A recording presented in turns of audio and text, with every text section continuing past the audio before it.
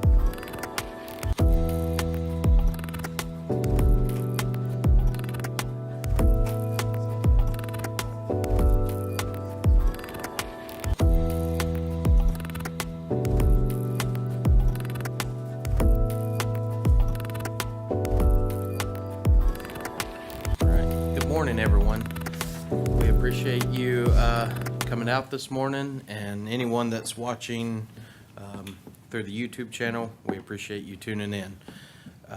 We have a lengthy agenda today, and we have Rowan-Cabarrus Community College first, but before we get started with them, I did want to mention last night whenever when this board was thanking Kelly for her hard work throughout this transition period, there was one person I forgot to mention. That was Todd Shanley. He has really stepped up and started pulling double duty as well, so I apologize that I missed you yesterday evening. I knew you wouldn't want any public praise, but you have stepped up as well. And we also have a couple elected officials in the room. We have the Sheriff Van Shaw here, and I see Greg Mills with the Cabarrus County School System here. And all right, well, we'll get started with Rowan-Cabarrus Community College. We welcome you this early Saturday morning. That's right. Thank you very much. We have a short commercial we want to show you to start off, and then we'll get into a PowerPoint. I've got a half an hour, so stop me when you need to. We'll just cut off the end of it, which is should be okay. All right, so let's see. Rowan-Cabarrus Community College is more than an institution of higher education. We are a beacon of hope, offering opportunities to create a better life through the power of learning. Here, there are many paths to the finish line, and we'll help you get there, even if you don't know where there is yet. We're close to home, affordable, and flexible, so that you can juggle work, family, and school while pursuing your educational and career goals.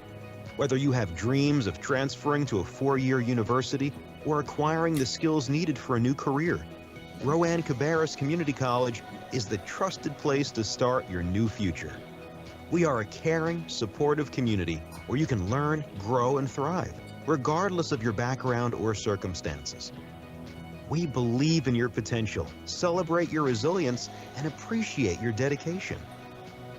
With affordable tuition, high-quality programs, and an unwavering commitment to student success, Rowan-Cabarrus Community College is here to help you navigate forward. You belong here. Okay, so you'll see that on video, all kinds of places. It's a great recruitment video. It gives people an overview of what kinds of programs that we offer and that we want them to come. That's the big thing, that they belong. That's a part of, I'm the clicker person. All right, Sarah, here we go. I don't know. The clicker is not clicking. It doesn't like getting out of the... But I'll start with our strategic plan, which is the same plan we've used, the big picture, except for we've added something to it, which is the concept of belonging. And so as we look at who's in the college and who ought to be in the college, we know there are more people who need to go and get skills for the future and for the workforce than are enrolled in our college. And so we've got a big effort in social media and that kind of thing going forward. So our mission is that we improve lives and build community through public higher education and workforce development. And we certainly have done this in Cabarrus County. So the first part of this presentation is college-wide, 2 counties. There's one campus in called North Campus in Rowan County, and there are 4 in Cabarrus County. Small, specialty, you'll see them. And so the growth over time has shown that Cabarrus County, of course, is surpassing Rowan now. It didn't used to be like that, but you all are in the driver's seat. We're the 8th largest community college, and you all are the largest participant in those programs. So you've got a lot to be proud of. We have to run to keep up with you, and you probably know that from our history already. Let's see. All right, so it's going on its own somehow. Oh, no, I'm doing it. You're doing it? You're good. I'm not talking that fast, okay? Yeah, good. So anyway, our vision is building sustainable futures through the power of learning, and I'm reminded this morning in particular with a conversation with Commissioner Pittman about our history and what we've done with Pilatex, with COVID, all those things, that we want to help people find jobs that do not go away, that blend into something else. Our CNA program goes into LPN, goes into RN. Those kinds of things are what we're looking for. And so we invest a lot in research before we build a program, and then we put our best faculty on it. So that's our plan, and it's been working for us so far. Okay, so we'll go to the next one. Yay, okay, I can drive. These are our enrollment numbers in general. So 54% of our enrollment is from Cabarrus County. And that didn't used to be the case. Every time we do a numbers check, you guys are growing. And the college has seen a growth of increase of 3.3%. We're mostly a part-time institution. People are already in the workforce going to school. We have a large online program. 62% of our students choose to take one or more courses online so they can accelerate their completion. This is our mix on the right is curriculum students and continuing ed. The head count here is larger in continuing ed because we have a big public service program, which you'll see. And those of you who are taking tours with us on Monday, you'll see that because many of those are now located at South Campus. This is the college operations student and alumni spend $238 million. They add that to the economy every year. And what that means is if they hadn't gone and gotten skills or degrees or certificates from Rowan-Cabarrus, this is the incremental increase that has been brought to the community. This is college-wide now, but it's telling. Our budget as a whole is less than $50 million. So you get $238 a year for the investment there. So it's quite the best money you can ever spend. I think it's the best investment people can ever make is investing in their education. So we have not changed our credit hour cost in years, which is wonderful. It's $76 per credit hour, so it's about, you can get your degree with about $2,000 worth of investment. We're funded, most of our students have Pell Grants. Those are federal grants that we hope don't get impacted by anything going on, and that will pay for the tuition. So we're very well positioned in North Carolina to be the workforce engine that people expect. Our continuing education, and you won't be surprised by this probably, is that we serve 298 companies. Most of them are small business. Now, small business is defined as fewer than 500 employees, but a lot of those are 2 people, 3 people. So we have our small businesses and our current businesses. We're ranked number 3 in the state for service to companies. We're the, and number 1 in public service training. So we're the largest provider in the state. Even though we're 8th largest, we perform better than that in the continuing education area. So our total registrations, we count registrations instead of heads, because if you take 2 courses, it's hard to count. Total registrations is 57,000 people. So that's, and growing. We grew 14% last year. And that's because people are trying to move into higher paying jobs or move up, depending on what they're doing. Okay, so this one, I think some of you have been invited to our graduations, and we graduate 1,587 people last year, 20. In 2024, only 400 walk, but it's quite an impressive event, and we're very proud of all of them when they go through this once-a-year program. We're no longer driving through the Speedway graduating. Remember, we did that for 2 years or 3. So now we're back in our home space in Cabarrus Arena. We're nationally recognized this year. In fact, in April, we'll get an award. We don't know what it is, but we're in the top 3 for our exemplary CEO and board relationships. That's a competitive process from all over the 1,500 community colleges in the country. And then we also were in the top 5 for outstanding college corporate partnership. And this is the North Carolina Manufacturing Institute, which is a combined program. We have 36 partners in this particular one. And we thought it was exemplary, and so did the state. And so we're one of 5 in the state that are being recognized April 15th. So we're excited about that. We also were one of the top 150 for the Aspen Prize. if you're not in the community college world, you don't realize that the Aspen Prize is like the Oscars for us. And they go find you, they go look at your data and, say, hey, you're in the top 150, which surprised us because we've always been lacking in this GAP program, where we've always had a flaw in our data that we really couldn't get there, but this year we did. And we didn't make it past that to the top 10, but we're really excited that we got that far. And we just want to brag with you.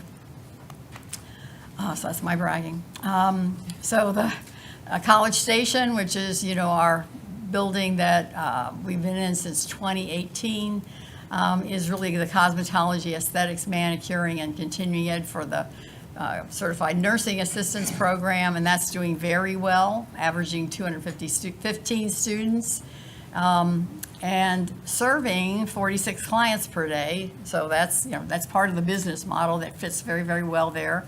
We're very grateful to Kannapolis City for helping build that, and to the county for help us move the lease there. So that's how we manage our College Station program. On Cabarrus Business and Technology Center, we have a new announcement there. Here's the air conditioning, heating, and refrigeration home, our electrical systems, our construction management, information technology, motorsports, and we have an early college of technology there as well. But soon, we were just awarded a $1.25 million grant from Golden Leaf to upfit the space in the Cabarrus Business and Technology Center to add a college's automotive program into Cabarrus County. Cabarrus County Schools has some automotive, but you can't get very far in it. And so this will help with that. It won't be huge, but it'll be significant. And it's the first time we've really, we've had diesel mechanics in there, and now we'll have this automotive program. South Campus was opened in 1990. It's getting a little, like I think people say, long in the tooth. But we've done some significant renovations, which you can see. We've also increased our programs. We're now doing a welding program that's now got 81 students enrolled with 19 students on the waiting list. We've moved our basic law enforcement training there, which is large numbers. We have an emergency medical services medical technician program that's there, and a certified nurse aide. But this has been the home of transfer programs to the universities. And for the most part, we still have some of those, but we also have a high flex option for people where they can be in either the online section that day or in face-to-face. So that gives people lots of flexibility for going in when they need to and being able to work on their own in the middle of the night, which is when they work, on their online program. This is named after me, and we name a building per college president. I'm the third president in this college. Everybody's long-lived. It's very good. And we opened this program in 2021. And it's the home of our transferable engineering degree, our cybersecurity and mechatronics, and more. And we've seen, we have an arrangement with 2 different employers to do training there. And so we are the training location for Akuma, which is the Cadillac of CNC machining. And we train for the Western Hemisphere. So in a way, this puts a stamp on this building that we are doing very high quality work. And everybody can see it because it's on the first floor with windows, so you can watch how they do the training of Akuma.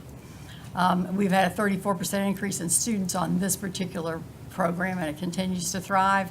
We also have RJG National Plastics Injection Molding Training Center. This was in another community college in North Carolina whose name will be unsaid, but they wanted to work with us instead, so we were happy to have them. So we have 108 students who are taking this injection molding training.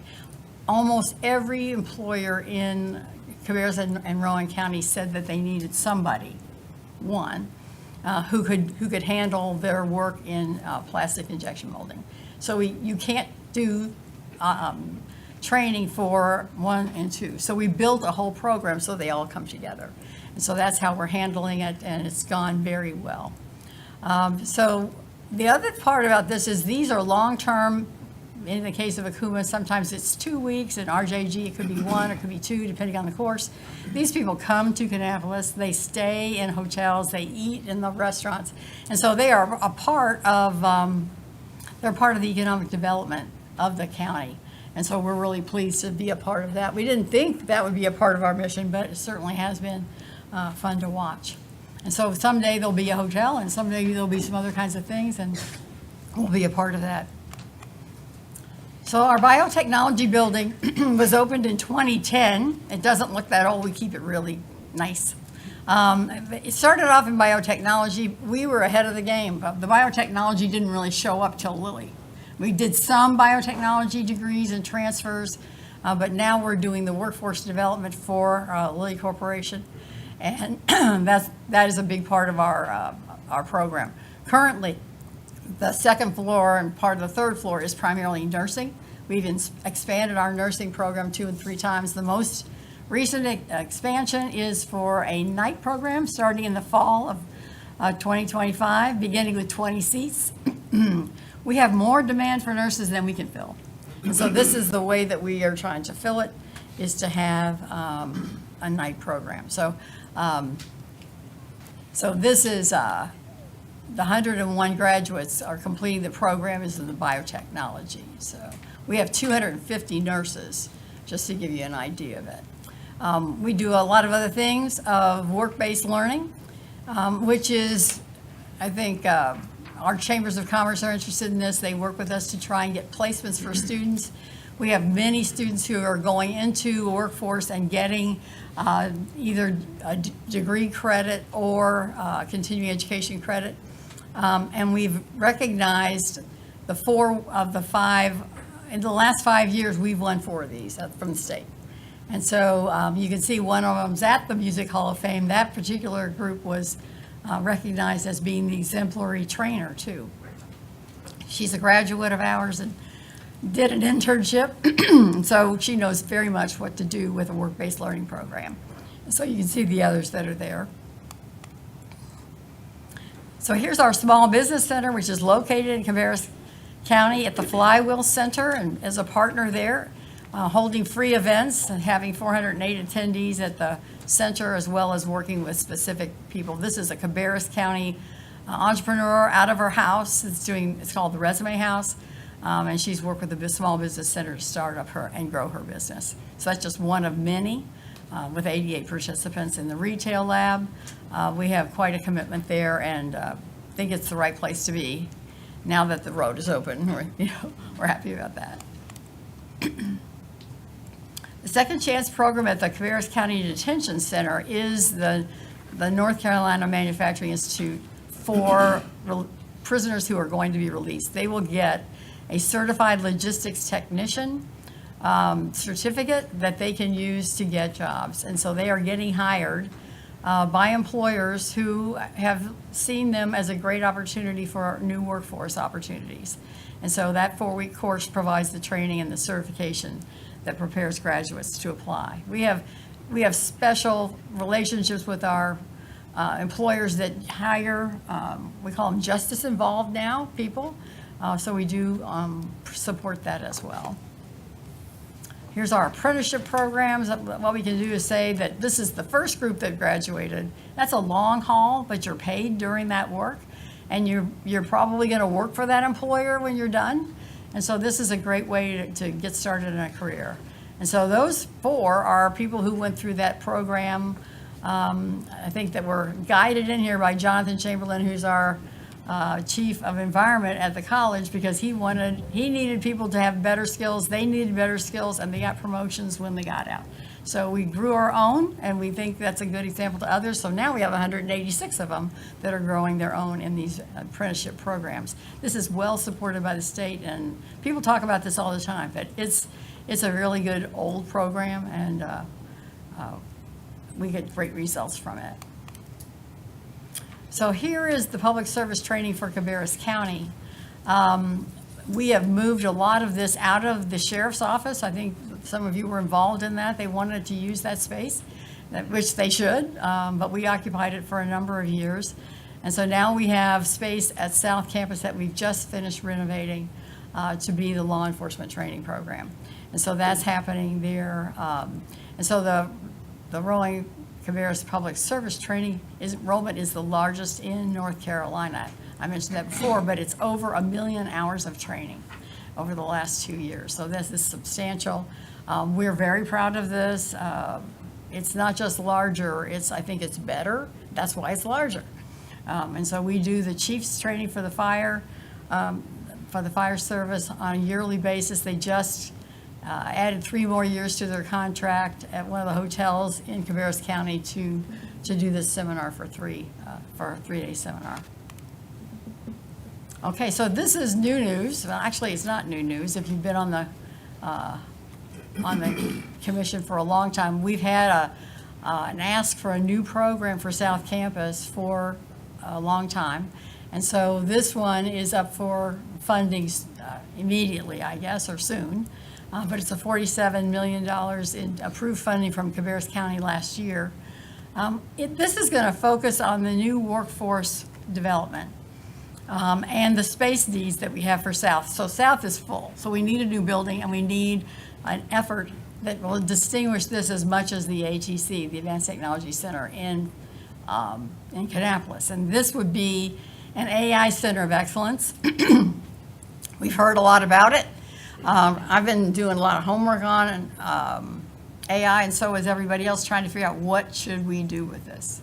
And so the Department of Labor has announced, this is prior to the Trump administration, so I don't know exactly how this will work now, but they announced that they were not going to hire. They were going to lay people off, current employers, and they were going to hire people who knew how to do AI. Okay, so we don't want to be left out of this. We have to have AI infused almost everywhere.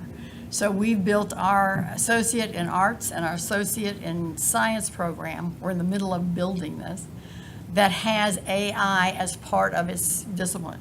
Because the employers aren't going to care what you've got as a degree, biology, accounting, whatever. You'd think they would. They want AI. So we're going to make this available to all of our students and do continuing education and workforce development for people who are already employed, who we don't want to get laid off. So this is a little bit of a battleground in my mind, where we want to make sure that all of our workforce have sustainable jobs. That's our mission. And so by getting this AI skill, which is unknown territory in a lot of cases, but it's also sort of old too, but how do we work it into a liberal arts community, a liberal arts degree or a science degree or whatever? And it's, how many of you have used it? Or are you not telling? Okay. Yeah. The more you know, the more you can know. And yeah, there's so many uses for it that save you time, that let you bring your brain power, but not the effort of doing it. So we're going to leverage that. We're going to make that a highlight. And in about a month, the community college group that I'm a part of are going to do a special program for presidents to introduce them into what you should be doing for AI in your school, and I'm a co-leader of that. So we're on the cutting edge of this, and we need a place to be able to do it. If you want to build a building, it takes you 5 years to open it. So if you don't start, you can't finish. So that's my, I can tell you that from what we're trying to do now. So here's we need your help for renovations and for construction. We've already got 23 acres that we're sitting on with a little house in the middle of it. So someday we're going to want that little house. But right now, we got a lot of that land to be able to build on. And so we think that it would be wonderful to have this building sitting on I-85 as sort of, a landmark for Concord. You can see what North Campus looks like. We're in the catbird seat coming into Salisbury, and we think of the new front door. I think this could be the same sort of thing. And so we've got that property already in tow. It's covered by trees right now, but I think it would be marvelous to really distinguish ourselves. You've seen Alamance. If you've gone north on I-85, you've seen the Alamance building. It's got its name as big as, I don't know, huge. And we're much bigger than they are. So anyway, just a little bit of FYI, but I think the land's already there. That would be the placement, and that would be the benefit, I think, to a whole lot of people. Okay, so that's not everything in the world that we could talk about. There's certainly some programs that you might want to have a question about, and I'd be glad to answer them. I've got some of my team members with me here today that can also talk about specific things. But this is our overview. It's our starting point about we have really done well. We're well respected, and we've been well supported by Paris County, and we hope that that continues. Before we take any questions or comments, could you introduce Sure. the staff that you have Yes, with you yes, today? yes, okay, so, whoops. Okay, Tara, why don't you stand up? They're all split up, so go ahead. Introduce yourself. Hi, I'm Tara Trexler. I'm Chief Financial Officer. Okay, I think you're, okay, Jonathan Chamberlain, Chief of College Environment. okay, Hi, everyone. I'm Sarah Devlin. I'm the Chief Officer of Governance, Advancement, and Community Relations. right. So we have 8 people on our cabinet. 3 of them got up early this morning to be with you. And to make sure that this, if we have some questions that are more technical than the president can do, we've got backup. So thank you for letting me do that. Yeah, thank you. Do we have any questions, comments from board members? Somebody teach me how to work this thing better. I just want to commend you and your staff for the work that I've seen that you've done. All 3 of my kids went to school there for at least a period of time. Our daughter was, we homeschooled our kids, and she was there in a, what do you call it, dual program, and really enjoyed it. She's now one of the financial aid staff at Anderson University. Our son Samuel studied air conditioning, heating and air conditioning there for a while. He's not doing that work, but at least now he knows something about it. He's majored in the National Guard and works at Americhem in quality control. And our son Graham went there before he went on to UNC Charlotte, but he passed in April of 2015. So, I love those stories. but they really enjoyed their time there.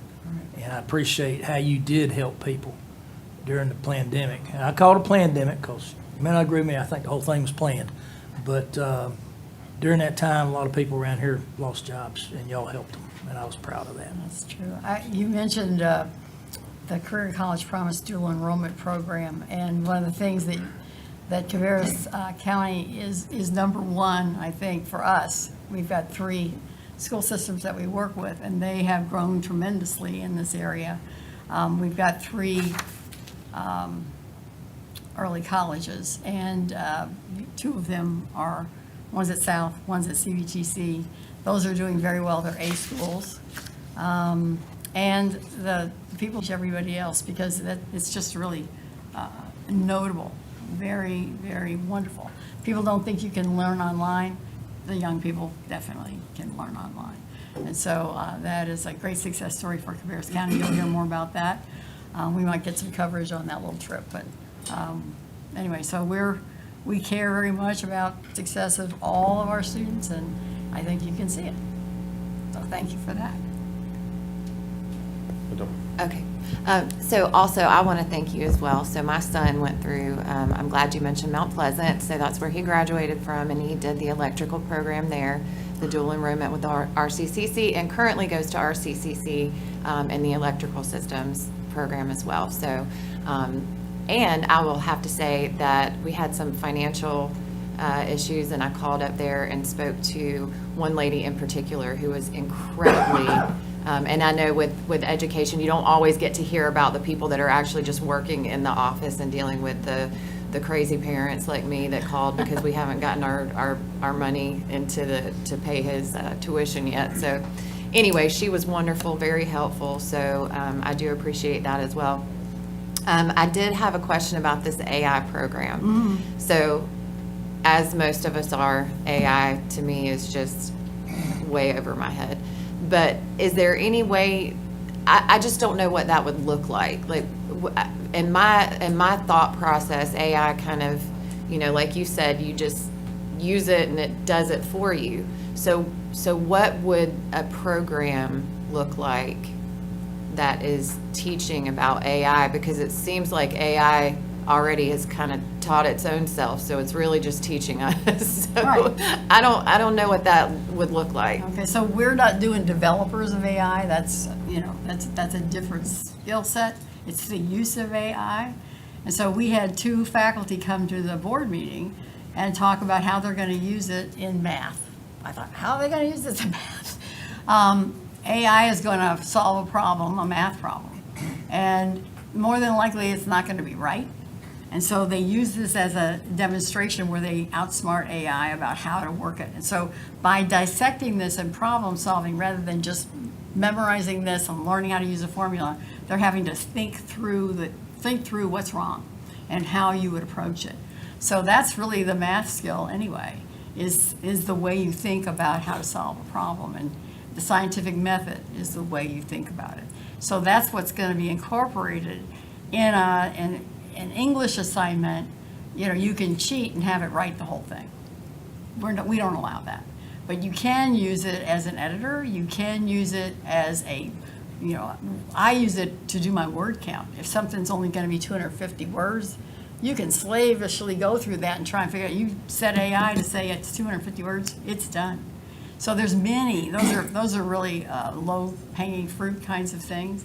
But there's many more opportunities to do that. I've got a really hard thing I'm trying to keep up, which is a quality of life indicator with a whole lot of variables. It takes weeks to put this thing together. I bet you AI could do it in 15 minutes or 10. I don't know. They just go out, find information, and bring it back. It's so fast. So you have to be a good questioner. So the skill to learn is how to do the right prompts, how to write the right questions. If you can write the right question, then you can get the information that you're looking for. So that is the skill building part that the employers are going to need. I don't really know all the things. I've probably been to 6 seminars on this thing to try and get my hands around it. And then these faculty came out and knocked my socks off because they had already figured it out and they're already using it.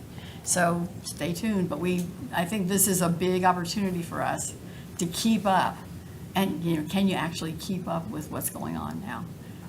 So I think that's the biggest challenge that I see is staying current and being competitive. We have had so much, oh gosh, I don't think it's luck. I think it's hard work that brought Cabarrus to where it is. And that has paid off with the quality of life and the educational level here. The average salaries here are much higher than places in the state. We've got all that data we'll share. I'm sure you know it. But Cabarrus is a great place to live because everybody, and you can tell because everybody wants to live here. So there's reasons for it, and we want to stay in the driver's seat. So I will be glad to share with you opportunities to learn more about AI because I'm on that track myself. Mr. Moore. I have 2, and the first one's out of pure curiosity. Has the community college system as a whole seen a decrease in numbers since the Opportunity Schools, Western Carolina, Pembroke, and Elizabeth, since they offer now $500 a semester where it's capped at tuition? Have you guys seen across the board a decrease, or has that really affected it at all? Or? It affects it affects the community colleges that are in the neighborhood. Okay. Because we're ultra local. I mean, really. Most people don't go away to a community college to go to school. So people go away to go to Western Carolina and get it's cheaper than our stuff. It's totally subsidized. And so we thought it would make more of an impact than possible. Now, if you go out the western part of the state, we had 14 community colleges affected by the storm. So that's bigger and everybody was affected by the storm. So there are other impacts, but in general, yes. It was seen as, we're the lowest, best cost you can, until that. So I think we've lost people there. But we also, it's attracted people from out of state too to come because it's such a bargain. I was saying some of the programs you guys offer you can't get at those schools. And the second one, obviously, we want people to live in Cabarrus County and work in Cabarrus County. So can you explain the partnership to everybody in the room between the college and let's use Eli Lilly, for example? You can't force a company to hire people from a certain area, but how has the college stepped in to train our local workforce to allow them to be employable? Can you kind of explain how that? Okay, so, we were there at the table, what would it be now, 3 or 4 years ago, when they were talking about coming here. And we committed to do training for them as they came in. They already had a training program at Wake Community College and another big factory like this one. So we could learn from them. So we hired a very sharp PhD to teach BioWorks. BioWorks is not that technical a problem. BioWorks is relatively simple, let me say that. It's not PhD kind of science. And so it's an 8-week program. And we've had that in force for less than a year and have about 126 graduates already. All of those people, some of those people are already hired and go to the training program. They're hired from here or they've come from other parts of the Lilly enterprise. But the new people are primarily from Rowan and Cabarrus counties, and they are being hired. We weren't sure what the numbers are, so we want to check on that, but they are all being interviewed. And when they you ought to come to graduation, because Lilly comes to graduation, these people come to graduation, and they celebrate the fact that they're going to join this company. So it's been a really important part of our stepping up to biotechnology. Once you have a Lilly, you're going to get more, so you're going to get more. And so we went to the state and got money as well as from a private foundation. And we're building an aseptic lab, which is you can learn to do the next level of Lilly work. And so that was over $1 million. Jonathan's been in charge of getting that thing off the ground, maybe not be the right word, but assembled. And so we will have that as an opportunity. And that will attract, and we'll be able to do higher level skills training and build people's resumes and skills so that they can get promotions and more money when they work at Lilly. So Lilly's been really happy with us. They tell us all the time how wonderful it is to work with us. They've had some turnover recently, and so they've got a new HR director. That's who we work with. She's the hiring person, sets all this stuff up. We've got a great relationship with that.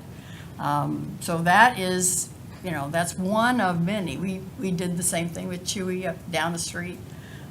We do it with a lot of different companies. That's our sweet spot. We think we can bring in local people who have the potential and then have the skill set. We can give them the skill set. So it's hard to keep up with that, but in the case of BioWorks, it wasn't terrible. In the case of a septic lab, that's going to be a little harder to lift. But we're on our way with that, and you'll be the only place besides, I guess, well, I don't know how many other septic labs community colleges have, but maybe one more, maybe one.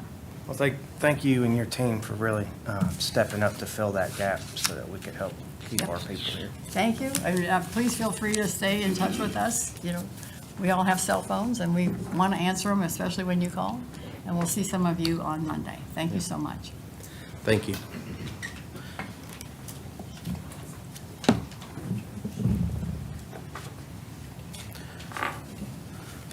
Next on our agenda, we have Kannapolis City Schools here.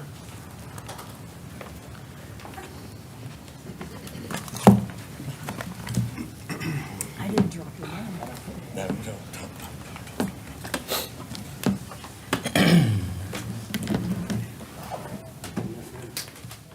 And I guess before we get started, if you can introduce the folks you have here. We got you. We'll start. I think Mr. Adams is going to start now. Okay, fantastic. Welcome. Warren, thank you guys for having us here. We appreciate it. First off, I'd like to introduce my fellow board members, Anita Parker and Brenda McCombs, who are also with us today. And, I'm going to turn it over to Dr. Alrighty. Buckwell. And I'll introduce the folks that's with me. Is Dr. Chris Triolo. He's in charge of the curriculum, everything curriculum in Kannapolis. Scott Rogers is the director of Operations, works with the construction and rehab of all the buildings and work in all the buildings. And Erica Williard's with us because I've been back 16 days and I don't know everything technology, as Todd can confirm. It's good to be here this morning.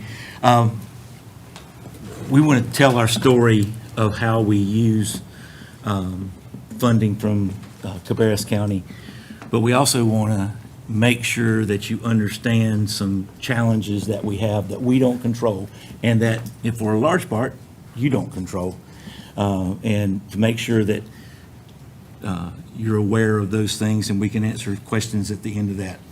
We are grateful for our board support. They are a fantastic board to work with. They listen, they ask good questions, they trust, and it's hard to build that trust, which is what we want to continue to build with Cabarrus County Commissioner Board, is to build trust. So when you ask a question, you know you're going to get the answer that is factual, truthful, and gives you as much information as you need to make good decisions here. I'm going to move through this if I can actually work this. Yay! You ready? Good. You might need you some more. This is the vision, mission. You've had these slides for a while. I won't spend a great deal of time on there. We're going to talk about the current local funds, priorities, and current and past performance, as you have asked. Our 4 pillars are culture, core instruction, support and interventions, and multiple measures of success. I'll spend a little bit of time here. We want to build that safe, caring, student-first culture. We want to build the trust in our staff that they have our support and we listen to what they need to have successful students. Core instruction, we're dealing with the basics. We don't have a lot of time to deal with anything that's not basic core instruction. We do apply every legislative and state school board required piece of the curriculum, and we use the professional development and that they offer to make sure that we're following those curriculums. Support and interventions. It takes a lot to catch the volume and variety of support and interventions that our children bring to us. I'll show you a slide later that shows that we're 75% free and reduced lunch. We're 75% economically advantaged. That doesn't reflect Cabarrus County. Report came out of EdNC yesterday through the Chamber, North Carolina Chamber, Cabarrus County's economically disadvantaged group. Now, you're going to get different measures, so it's somewhere between 14 and 17%. In Kannapolis City Schools, it's 75%. It is different with the group of children that we work with, and we love that challenge, and we relish in that challenge. Multiple measures of success. The state performance goals are set, and the state report card is set based on mainly performance, 80% performance, 20% growth. When you have a group of economically disadvantaged students, it takes a lot of growth to get them to on the performance side where it reflects what they are really doing. We really grow kids. We grow them a lot, but they come to us with lots of challenges, so it makes it more difficult. What we would like to see is recognition of the 2,500 industry credentials that we've been able to have children achieve over the last 2 years, which the state performance report card doesn't reflect. We would like to have those kinds of things recognized also.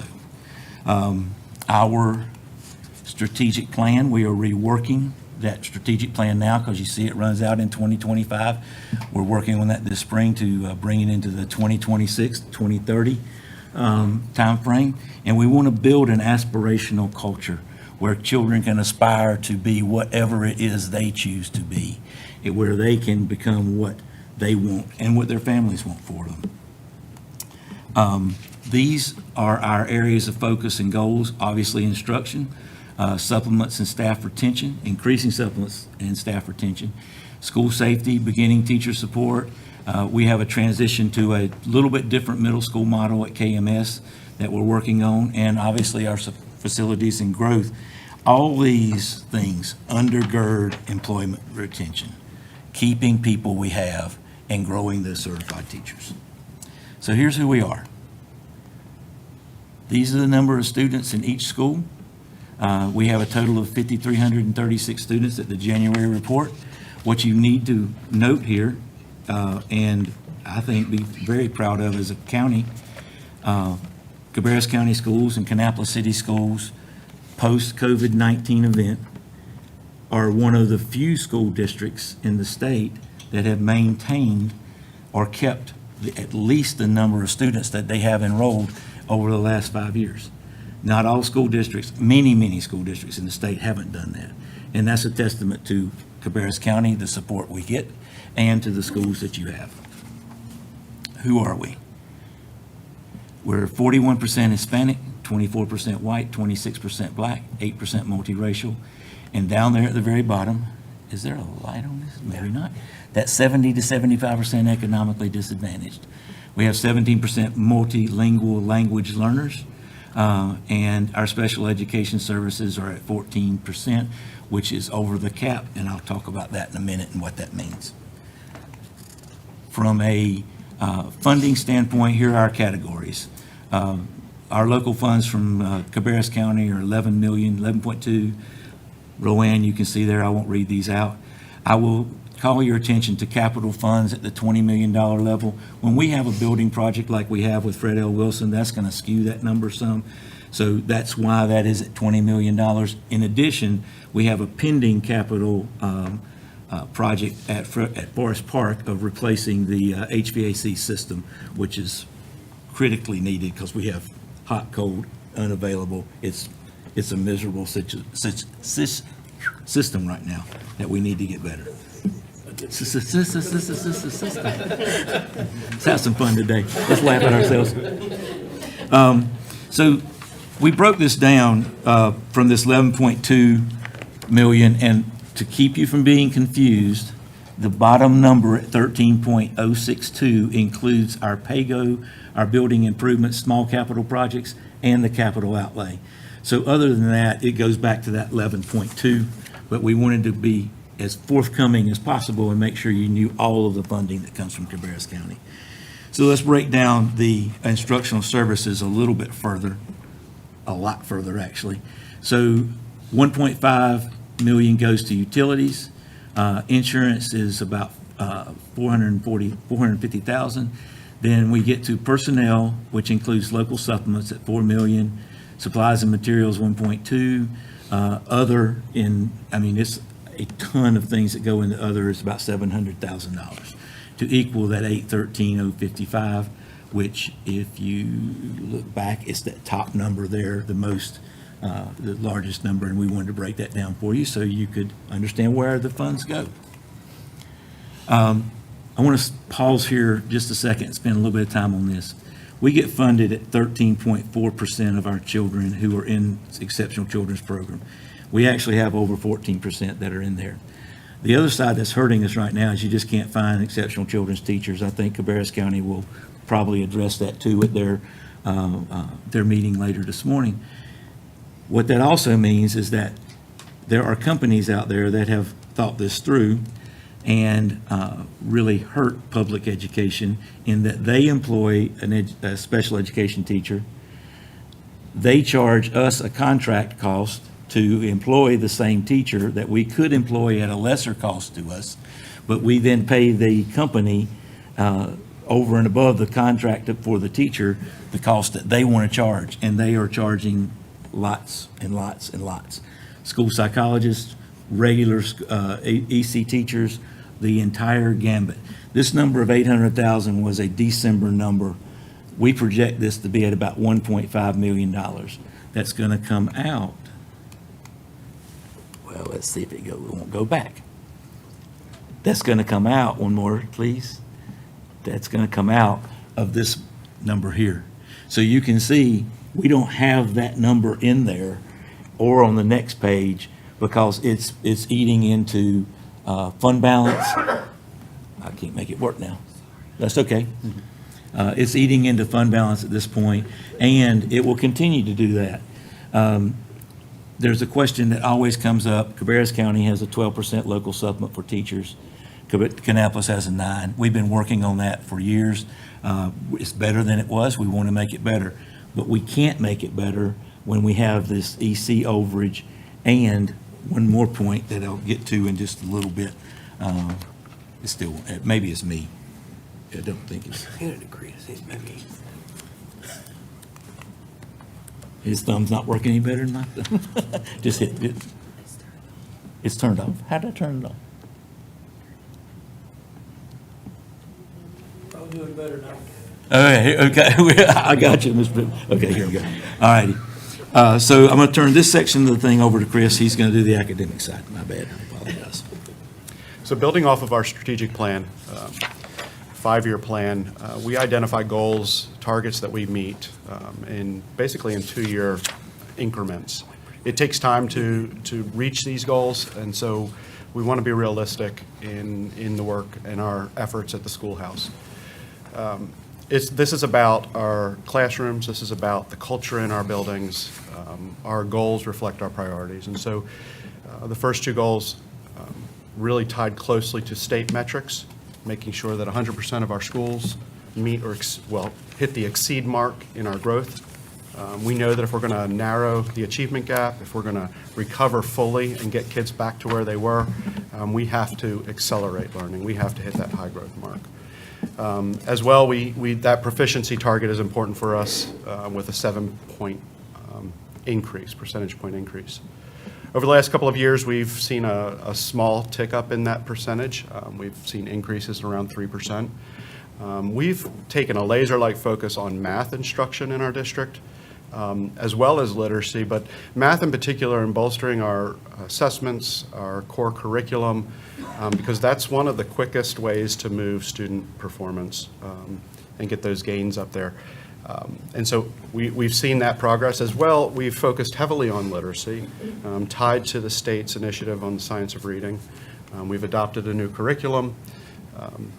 Last year, 2 years ago, with your support, we adopted the CKLA curriculum, a curriculum that's used in counties around the state. And this year, we adopted the CK curriculum for K2. We're seeing incredible gains in the K2 level in the way of foundational literacy skills. So we're really pleased with where we're at and how this sets us up for students for success as they matriculate up into middle school. As far as our growth, we currently have 75% of our schools meeting or exceeding that growth metric. 3 of our schools have ticked up in the way of their growth measures from the prior year. So we're seeing slow incremental growth, and that's the way to do it.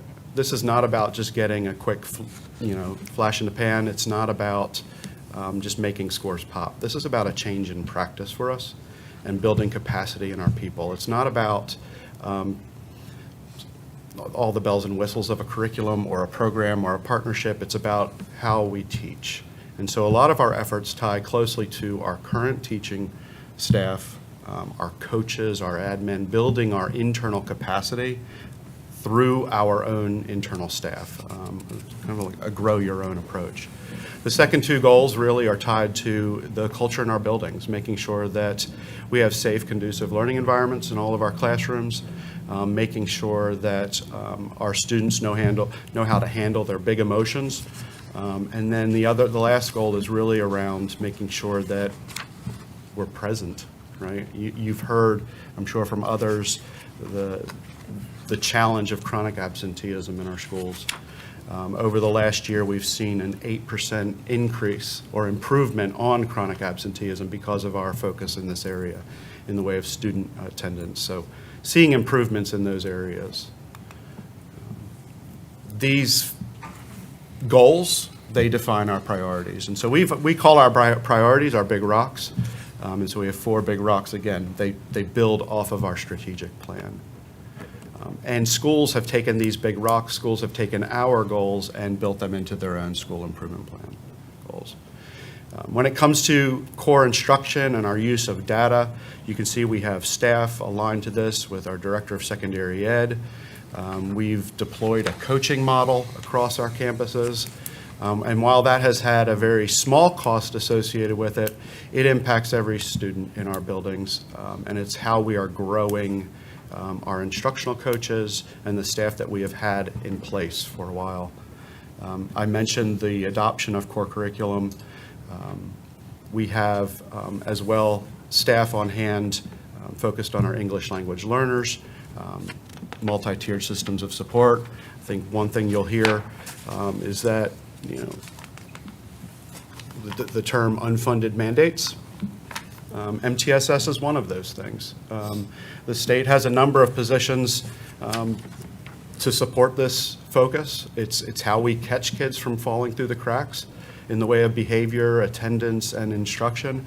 But we have to support it through a coordinator, through our efforts, through our resources, our assessments. All of that is carried by the district with our local funds. And so we're doing tremendous work. That is how we are moving the bar in the way of our proficiency and our growth. But I do want to call that out. Exceptional Children's Services, as Dr. Buckwell has mentioned, heavy emphasis on contract services to make sure that our students, we are meeting the needs of our students through their IEPs. And so data related to this, when it comes to our English language learners, we've seen over the last 2 years a 21% increase in basically English proficiency last year, a 9% the year prior. So what we're doing, our approach is working. When it comes to exceptional children, we have a very lean staff. We have a central office staff of 3 team members that support our EC teachers. We have 35 EC teachers. We have 10 speech language pathologists. We have 6 psychologists. And so that's doable with a team of 3.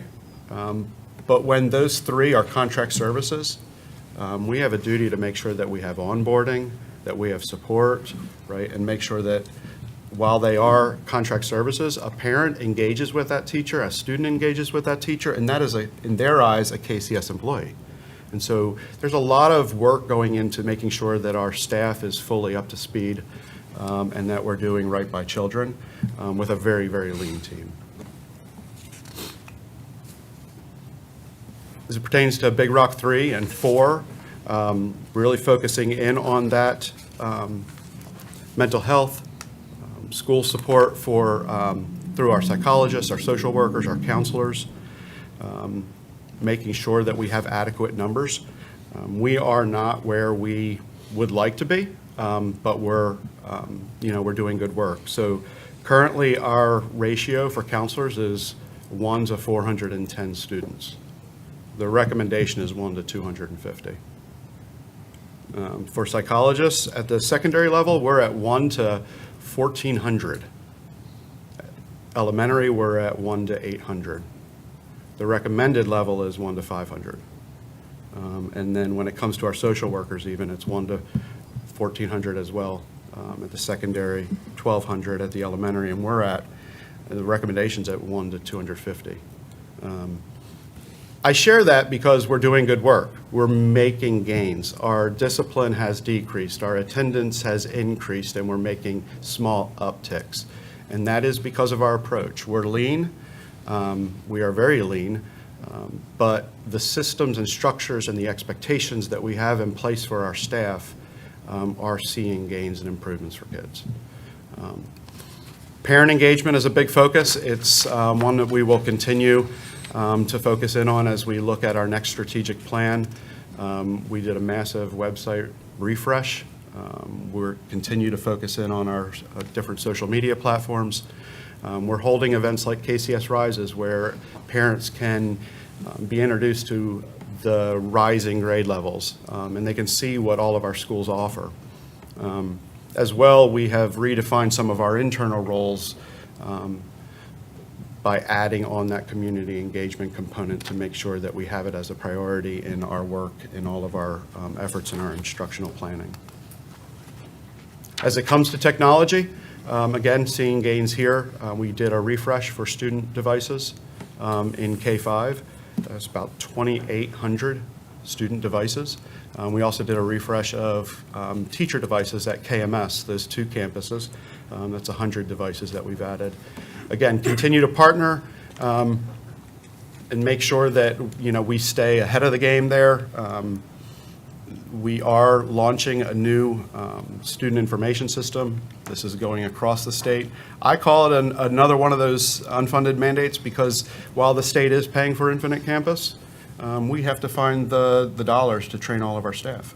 And when you're as lean as we are, that is a challenge to make sure that as a teacher comes back next year that they have the time to learn the platform, our data managers, our principals.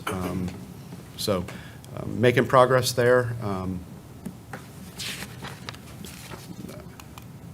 So I will turn it over to Scott. You can complete, that's fine. You want me to click? So I'm going to talk to you about the capital money, the facilities maintenance money, and what we've done with the money that we were given last year. And as I talk, I'm going to come back to it over and over. I want you to see how good a stewards of taxpayer dollars we are. We try to do the very best we can with as little as we can so that we can do more. When we look at our pay-go, our small capital projects, we always break ours down into 4 categories, or we have for the past few years: life safety, flooring, paint, and concrete, building improvements, and technology infrastructure. When we looked at life safety, when we came into 2 years ago, actually Dr. Buckwell came in working in operations with us. But we started looking at safety and what we could do for the safety of our schools. The one thing that we did over the past few years was to build security vestibules at each of the schools. And then last year, we started looking at access control and camera work at our elementary schools. This year, we were able to finish up that project system-wide at the high school and at the middle school. And that's been a big deal to us. A large portion of that, and I will point out that we continue to go after money from grants, because the more money we can get from safety grants, the less money Cabarrus County taxpayers have to spend on it. A large portion of that project was grant funded, and I just wanted to make sure that we were clear on that. The Verkada intercoms, not sure if you're aware of the old A phones. If you've got kids at school and you've ever had to hit that A phone, we installed a new Verkada intercom. It's not the intercom system that comes over the loudspeakers. It's what they call basically their way to get guests into the building. It's a safer way. It creates a better guest admittance policy, as far as how they get into the school. So we've installed that at every one of our schools this year. Looking at floor and paint and concrete, the one thing that I'll keep pointing out, and we've talked about it for several years, is the one thing that we're trying to do is to get rid of old VCT flooring throughout the school, especially in the classrooms. We're keeping a lot of it in the hallways because there's no sense in replacing it, because it's easy to come in, strip, wax, and redo those floors that are in the hallway. Where we were running into issues was our old VCT floors in the classrooms. Every year, custodians were having to spend their time moving furniture out, stripping, waxing, moving furniture back in. So we've gone in and replaced that, which saves them time to be able to do other projects during the summertime. So it's not only a cost savings for us as far as the wax and the stripping, but it's also a time savings for us, because now our custodians can look to do other things in our school buildings. As far as the building improvements go, we've looked at different things that we can do. We talked about digital marquees at several locations, and the one thing that I will say about the digital marquees, we put a new digital marquee at A.O. Brown last year, and when we did, I formed a relationship with the sign company. They happened to call me and say, "Hey, I've got another sign that's been sitting here in the warehouse. Would you be interested in it for a very reduced rate?" So because of those relationships that we've got with the local businesses, we're able to have those, and if we get the opportunity to buy another one, to use another one at a cheaper rate, then certainly we're going to go for it. This summer, the one thing that's not up there that we've been able to secure for this coming summer is a complete student furniture replacement at KMS 6, which is, a 20-some-year-old building, and the furniture has been there, and it's just in disarray and it needs to be replaced. So we're able to fund that, and we're able to move forward with that this summer. And then the one thing I'll say about the technology infrastructure, we've got some old buildings, and most of the parts of the old buildings are good, but when you start looking at intercoms and safety, intercoms in a school building are for sure a safety issue, and we're able to go in and we started retrofitting the older schools that had the old analog intercom systems with better, IP, digital type things. We can go on. Our big deferred maintenance projects, we've got 4 going right now. The G.W. Carver chiller, the Shady Brook front parking lot, the North Kannapolis roof replacement, and the A.O. Brown water pipe replacement. If you go to Kannapolis, none of these things are done right now because of how late we got the money. We weren't able to do anything last summer, so everything's in progress. The chiller will happen during this school year. In fact, it'll happen before it gets warm, hopefully. The other 3 projects are in design, they're working on them, and we're continuing to move forward on them, but those are all 3 as soon as kids leave the campus projects. We will start working on those 3 things. The one thing I will say about that is these large projects that we do, we rely heavily on Cabarrus County maintenance. They play a big role in these larger projects because they're the experts. They're the guys that have the HVAC folks, the grounds people that are able to be the experts, and so that we can use, we can navigate these 4 big projects much more efficiently using the Cabarrus County maintenance team as the leads on these. And then my last thing that I'll be talking about, the large capital projects. The Fred L. Wilson job, if you've been down Pine Street lately, there's a beautiful new addition going on at Fred L. Wilson. The one thing I'll say about projects for us, for Kannapolis City Schools, is as we move through looking at where we need to have new space, we're looking at putting spaces on current campuses. We're not looking at building new buildings away from campuses. Our bones are good. The bones of our buildings are good. So there's no reason to come in and completely redo a building when we can add on to a building and then fix the little bit of things that we need to go inside. That's what we're doing at Fred L. Wilson.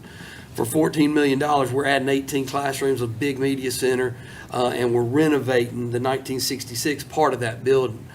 You can kind of see where we are right now with that. Things are moving along. The first floor, sheetrock, it's looking good. The second floor is headed in the right direction, but that's where we are with that. Forest Park HVAC, we started design last year. We went into a contract with Snyder, Optima project. The DPI's got it in review right now. They did a walkthrough last week with the subs. We should be getting bids back from the subs any day now, probably within the next week or so. But that's our large capital projects that we had funded last year. And that is back to you, Doc. All righty, I'm going to move through this pretty quick so we can hopefully get you guys back on schedule too. Okay, I got you. The internal planning and communication, our culture is gathering feedback from stakeholders. It's listening to teachers, it's listening to parents, it's listening to the board, it's listening to the community, it's listening to the city of Kannapolis, it's listening to you. It's making sure that we do the work that our stakeholders believe that we need to do. And we can inform them of how we can move forward, can't move forward, ought to move forward in a different direction. So we gather that and we relish that. We are weekly meeting on budget. We have every Monday morning meeting on where we are, what's going on, how can we do this better, how can we do this more efficiently. We updated the board, or I would say these guys updated the board in January. We updated the board again in February on where we are with that. We discussed changes within cabinet, within the Kannapolis leadership team. We've got principals involved. We have another principal meeting on budget this coming Thursday. So we are paying attention and we're trying to be as lean as we possibly can and still provide the necessary services that we have to provide and that we want and need to provide. So the next part of this is our legislative priorities are excuse me, and we will be talking with our local legislators about this very shortly, because they are in the long session of the budget. Recruitment and retention of qualified and quality employers. I think right here, if we could do something with the teacher retired, return to work policies at the state level, we could be more prepared with a certified teacher in every classroom. Right now, because of the state of college prep and the state of students wanting to go into education, we can't find enough certified teachers to get in every classroom. Neither can Cabarrus. We're all in the same boat. Neither can Charlotte, neither can anybody. So we have to do something different. And I think if the state legislature would look at this retired teacher return to work policy, that we could make a big headway, because there's people who would come back to teach if we could do something about that. School performance grades, I said it before, we get no credit for credentialing students, for doing what Rowan-Cabarrus Community College just spoke about. We get no credit for college and career promise. We get no credit for industry credentials. If we had those kinds of credits, you would see a very different report card for every school district in the state, not just Kannapolis and Cabarrus County, but everybody, because we are doing things that we ought to be, one, accountable for, and two, get credit for. Prioritizing support and intervention of programs to address student needs. This is EC services. The cap should be lifted to provide for the students who we have, period, who are in exceptional children's program, and then to support that with the funding that's necessary. This is a federal issue and it's a state issue. It's not a Cabarrus County government issue, but it's becoming quickly an issue that comes all the way down to Cabarrus County government, because it's, at some point, there is a huge deficit that needs to be addressed. When we spoke with Cabarrus County a couple weeks ago, they're at like $3.5 million over budget on EC services. We will be close to 1.5 by the end of the year. It's unsustainable from a local perspective. Local district flexibility and control. The state's mandated the number of credits that we can require for graduation. So you think, okay, that's a great idea. Kids can get on out of school. Well, it doesn't leave room for those industry credentials. It doesn't leave room for college and career promise. It doesn't leave room for those things that are saving the people of Cabarrus County money if they stay in school to get those other opportunities. Strategic funding for public education.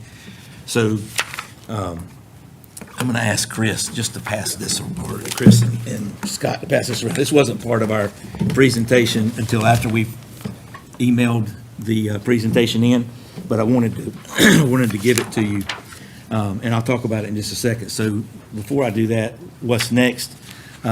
We've implemented a soft hiring freeze on central office and non-student facing positions. We are not filling any of those.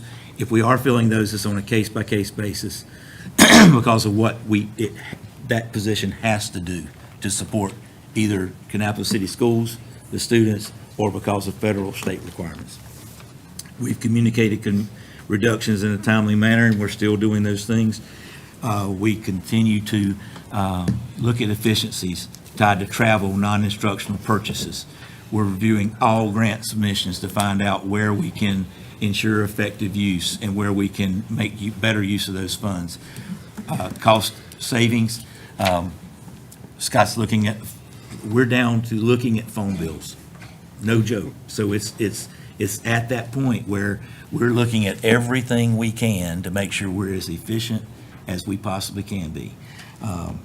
And I think that's important for people to hear and know.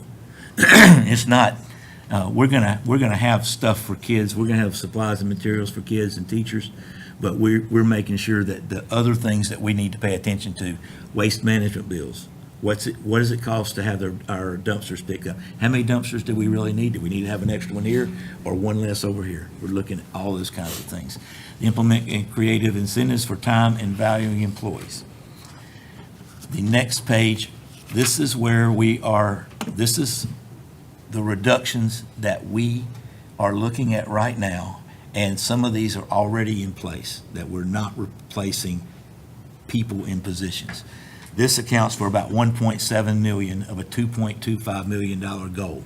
Might not get to 2.25, but that's our goal, to get to 2.25. And if you go back and look at the cost of our local supplements, right over here to the left is 2.246. That's why we want to make it to get to that point, so we can balance our budget, so we can know that we're able to afford the current level of local supplements and increase that if we possibly can.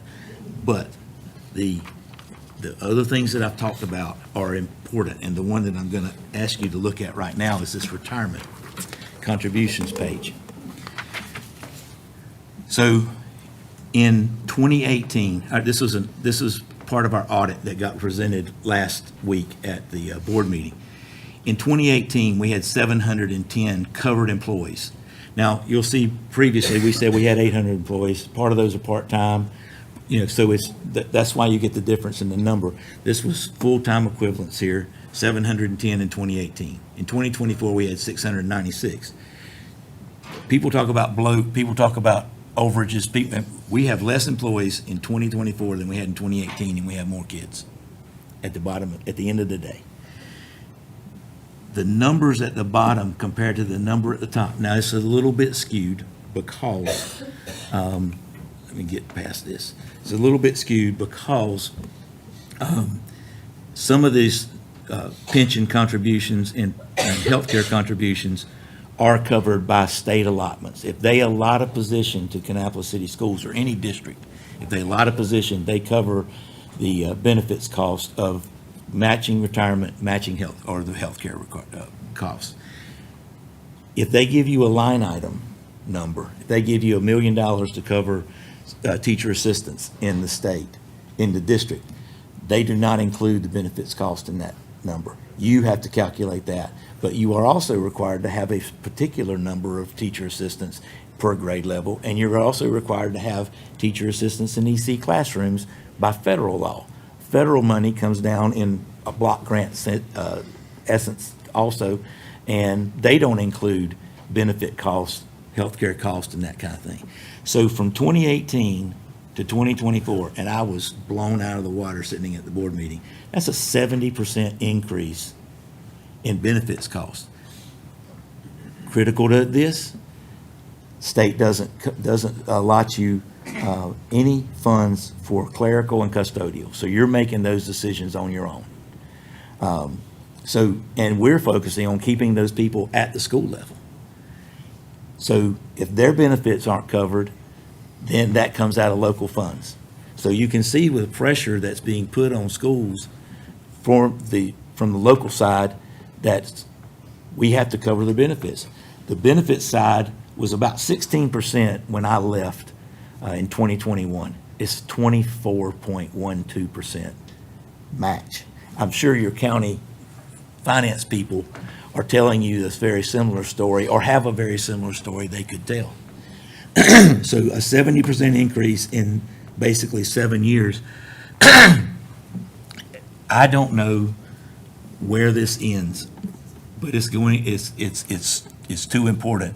And for the state and the feds to be pushing this down on local government and local school districts is not where we want to land. I don't think it's where anybody needs to land or wants to land, because we need to provide the very best product we can in our public schools for our kids, so they can go to RCCC, so they can be a 4-year graduate of a college, but more importantly, so they can enter the workforce as soon as they graduate. And it's making it very much difficult. I'll fly through these right here. We're looking at our growth projections. If you looked at the city map of Kannapolis and you clicked over on their building projects, it's for us, it's indescribable. There's 2,000 plus built house approvals in Kannapolis, inside our district, not just in Kannapolis, but inside our district in Kannapolis. Kannapolis City Schools is going to grow. There's no other way around that. That's why we went ahead and came to the county a few years ago about decreasing the size of Fred L. Wilson. We'll continue to come because there's got to be some other projects. And A.O. Brown is a project that needs to be renovated as soon as we possibly can, and additional classrooms added there, because they have no room to grow, none at all, period. We talked about the EC funding cap, we talked contract positions, unfunded mandates, the utility costs are gonna go up, there's no question or at all about that. Insurance and retirement for employees is gonna continue to go up. The state treasurer in a memo about a month ago said that the cost of insurance per the individual is gonna cost the individual more to be insured this year. I am certain, along with that, we're gonna have an increase in what it costs the districts and the counties and whatever to insure their employees. And not to mention, we have it last on the list, it probably should be first, curriculum materials. We've got to continue to improve those, enhance those, and add to those. We are demonstrating fiscal responsibility and accountability. I'm going to promise you that. We are providing a safer and a conducive learning environment. You saw the things that Scott's group is working on.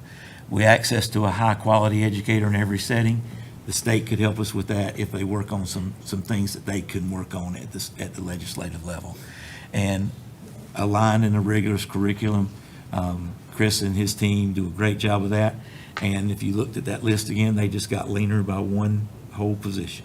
So it's a lot more work going on with fewer folks. These are our priorities to address increase in enrollment, facilities expansion, and increase to cover inflationary costs, supplement increase where we can, maintain funding to support technology infrastructure. Our kids have to have devices. There is no question about that. And thank you, Todd, and your group for all the work and support, because if they didn't, we would be less able to support the devices we have, because their team supports our network. And it's probably the most efficient use of funds that we have as far as technology goes. Their support is incredible to our success. It's integral to our success, and we couldn't do without what they do for us. This isn't the right time for this bottom bullet, but we need to talk about, and I don't know, I put one time down there on this slide, we need to figure out what we do as a community about EC support, because it is critical. It's federally mandated, it's state mandated, it's everybody has all the rules and regulations we can possibly have to make this work for kids. And it's so underfunded, it's incredible.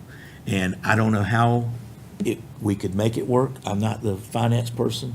I just know that we can't continue down this path without something done, either through all of us at the state level, all of us at the federal level, but something's got to be done, because it will keep us from being able to support all students the way we need to support all students. And that's not a reflection of those kids. That's a reflection of the funding and the rules and the policy and all that. Those kids are fantastic, fantastic kids.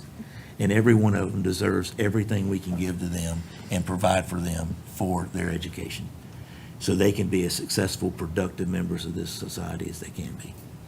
And I think that's the questions. I have one thing I'd like to add. Oh, sure. Yes, sir, So please. The other big thing we have that we're working with is finding a new superintendent.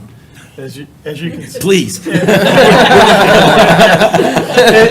you can see, we have a great team, right? They have not missed a step, and the board appreciates the work they're doing. We rest easy knowing the work that's getting done there. But we are in the midst of a superintendent search.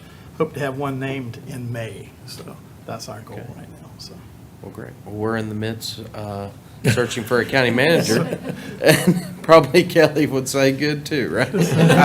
She said it to me a few times, so we understand the situation. Thank you guys for that presentation, and I'll open it up for questions or comments. couple things. So thank you for that presentation, and I do want to just give y'all a shout out to, you met with Larry and I a couple of weeks ago and gave us a good bit of this information, and so I do appreciate you taking the time to do that. No doubt in my mind that you guys, and I actually gave Kannapolis City Schools a shout out in we had a commission on financial efficiency. It was our first meeting, but how you guys do so much with so little, and I do appreciate just your efforts to make everything as fiscally lean as possible, and I do think you do a wonderful job with that. Question. We talk about EC a lot because, like you said, I mean, we are in a position right now where it's not sustainable. We don't have enough teachers. The ones that we do have are burnt out. They don't have enough help. And then they put us into a situation where we have no choice but to contract in order to get these EC teachers, and it's costing us an arm and a leg. It's crazy. If you can speak to this now, that's fine. If not, that's fine too. EC student population, what is the increase in that over the years? Because it seems to me that we have so much more of an EC population now than we used to have. So what are the numbers on that as far as in the school systems and the number of children that actually are in these EC programs based on, 10 years ago or 15 years ago? Have we noticed a huge increase? I'll tell you, it's a good problem, but one of the issues is we do, and I can't speak for Cabarrus County completely, but between Cabarrus County Schools and Kannapolis City Schools, we have people move here because of the job our teachers do and the job our systems do with kids.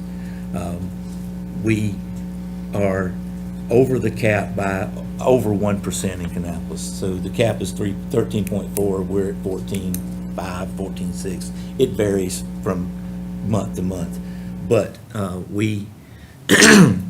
can get you the exact numbers, and I will get you the exact numbers. The issues we have is that kids are coming to us with more needs than they have been. And so those needs require an extra TA. Those needs require a more intensive IEP. Those needs require the use of more professionals who have larger skills than what our teachers do to have the ancillary services that the kids need. So it's a combination of all that. We have existed over the cap, and we've reduced that number in Kannapolis. We were over 15, almost 16% at one time. We've reduced that number down to 14 because we have to. Not because we have to, because we need to make sure that we're adequately addressing the needs of kids. And and at one point, it may have been that we over-identified in an area. It's not that way any longer. We are as lean as you can get with the population we have, and that the population is moving in. I will tell you, there are parents who will say in meetings, we moved here because of your autistic program. We moved here because of your behavior support program. We moved here because of what you can provide for our kids. And we saw what you can provide. And the teachers that we have. And they are dedicated, strong, worn out employees. Yeah, they're worn out. And I guess my question regarding the number of EC kids, I guess I'm thinking in a broader scale, like what is causing, and we can't answer all of these questions right here in this capacity, but I just feel like autism and all of those things have a huge increase in the last 15, 20 years. And so that's concerning. On another note, too, and then I'll let Kenny ask his questions. SROs in y'all's schools. Now, I know that what we have in the Cabarrus County schools, but if y'all could talk to a little bit about what SROs y'all have in your high schools and your schools, and then what do you need moving forward in your elementary, middle schools? So our high school, 1,700 kids. It's a 6-building campus, and we have 2 SROs there. One is on patrol. One of them is on patrol in the hallways all the time. The other one's on patrol around the campus all the time. So they're both engaged at A.O. Brown in either monitoring campus or monitoring inside of buildings all the time. We have an SRO at each of our middle school buildings. We split the middle school to a 6th grade building and a 7-8 building. We have a SRO at each of those buildings. We have 3 SROs assigned to the 2 in a floater? 2. It's just 2? We have 2 SROs in the elementary schools. I thought we had oh, that's right, he's the lieutenant, he's not floating. So we have 2 SROs in the elementary schools, and we'd like to have an SRO in every building. I understand, folks' different opinions about what that looks like, but at the end of the day, I think providing those, and our guys they will be mobile, and they are mobile. If something happens, they're going to respond to those issues in the building. It was a few years ago, but there was an issue on a street beside one of our schools, and I went to the school from our central office, and I can see the school from our central office. The chief deputy, and 2 lieutenants were in the front lobby before I got there. That's how responsive our SROs in our police department is to the needs of the school. They were there to protect. Strong kids. partner of ours. They're incredible. But we'd love to have one in every building, and that way we wouldn't have people roving around deciding where to be the next day. Yes, ma'am. I just wanted to thank you guys again for the 3rd year in a row. You come in, it's understandable. I don't think we've ever seen a wish list. It's pretty much a needs. And I respect that. I know with the furniture, you guys have used and fixed and used and fixed until it can't be fixed anymore. And that's how it should be. So I appreciate that. And looks like, again, you're only asking for needs. So from a funding standpoint, we appreciate that. I just wanted to point out a couple of things, you guys. You talked about the housing coming from Kannapolis. We hear all the time about building. We're not doing it, but we have to fund it, the schools. So that I'm glad to see you guys acknowledge that as well as an issue.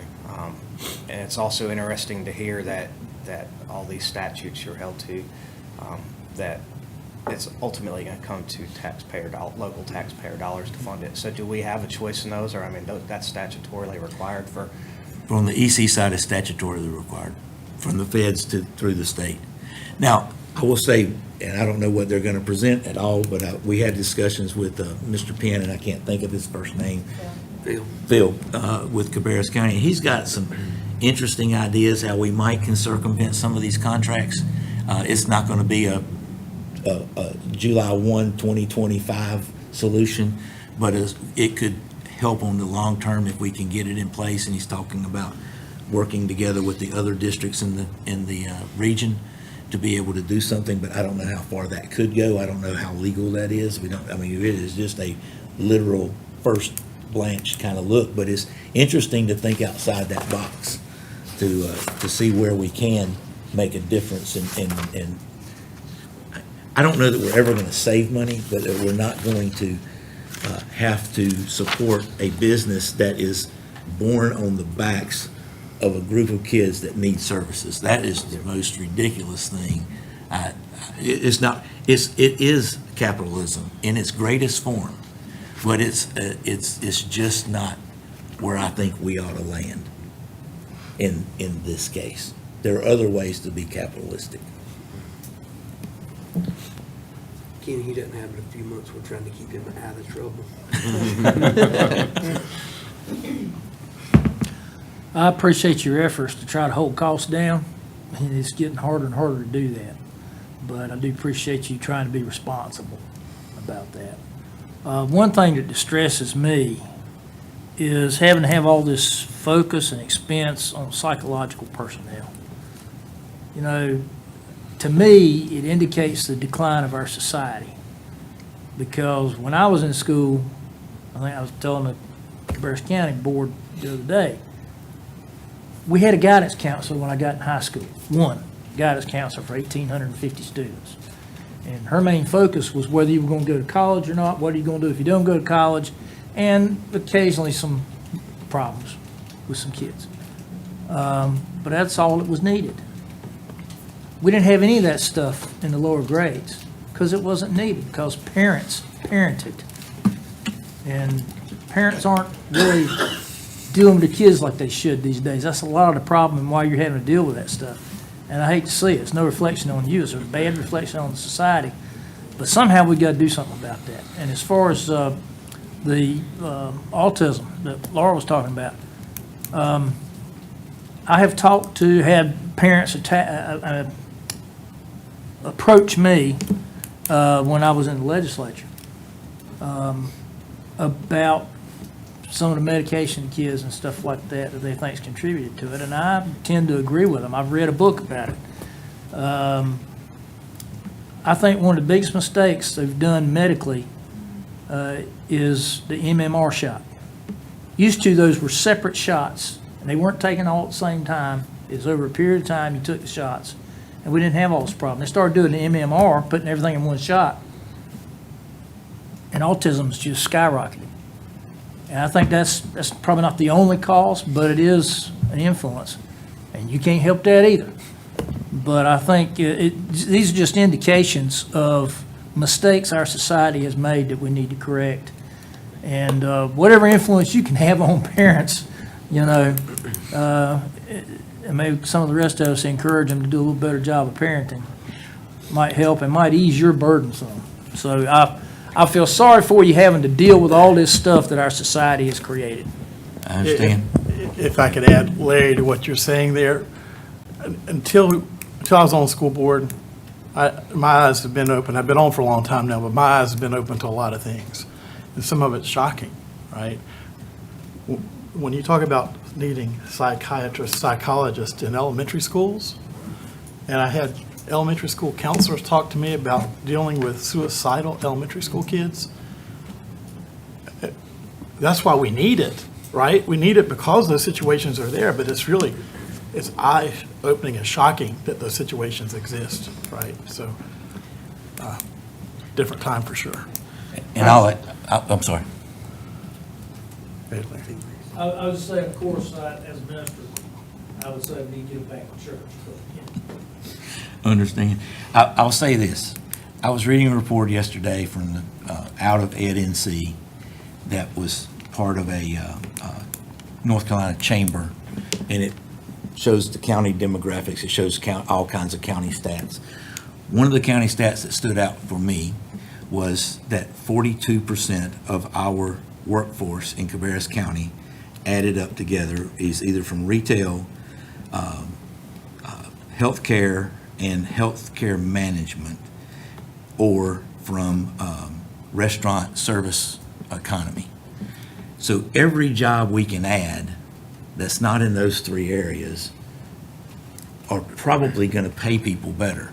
When, in our case in Kannapolis, with 75% of our population in Kannapolis City Schools, again, at economically disadvantaged, I will tell you, it's not because our parents don't want to parent. Our parents are working their butts off trying to provide for their families. And the cost of living is going up, all that's going up. So I've met a few people that I would like to help understand our position as a school district and the teacher's position, because they come in the building fired up about something and they don't want to understand. But the vast majority of the people that I interact with want to do right by their kids. I don't see that proliferation of people who just don't care. I think everybody cares, and some of them have to work more than one job to be able to provide for their family in this economy. So it's a product of a lot of things. It's I don't disagree with you at all. I just want to make sure that I don't believe that I see parents not trying to parent. I think they try to do that as best they can. And I appreciate you guys taking the approach of getting the parent involved. I know that was touched on in your presentation, and I know there's some parents that won't be, but at least you're trying to engage them, and that's a critical component of education, and that's important. I appreciate your presentation I always enjoy you guys' presentation, so thank you, but I appreciate, having a focus on efficiency, and I know that you have older buildings, and thank you for working through those, and Fred L. Wilson, built in the 1960s, I guess, and It's been added on twice. yeah, and so that is an excellent way of being responsible with taxpayer funds. you know, as you said, you're able to gain 18 classrooms, media center. That's impressive. And I thank you for not just wanting to bulldoze it and build a new one, or go out and have to purchase new property to build. You know, you guys are a shining model for that. And thank you very much. And I was just going to piggyback off of what you said. The community needs assessment meeting we had, it does show retail as the #1 employer for Cabarrus County, but also I think it's the second lowest paid in Cabarrus County, whereas manufacturing was, I think, the second highest paid, which is what the EDC was going after. So it's interesting to see that the highest level of employment is the lowest paid, which is, and I'll bring those numbers and I'll share them when we're done with that community needs assessment. So I just wanted to piggyback off of that. A lot of those jobs are not intended to be full-time careers. Right. Anyway, thank you guys very much. Thank you guys. Thank you. Appreciate it. I think what we'll do now is take a short break. If we can come back at 5 minutes till 10, reconvene.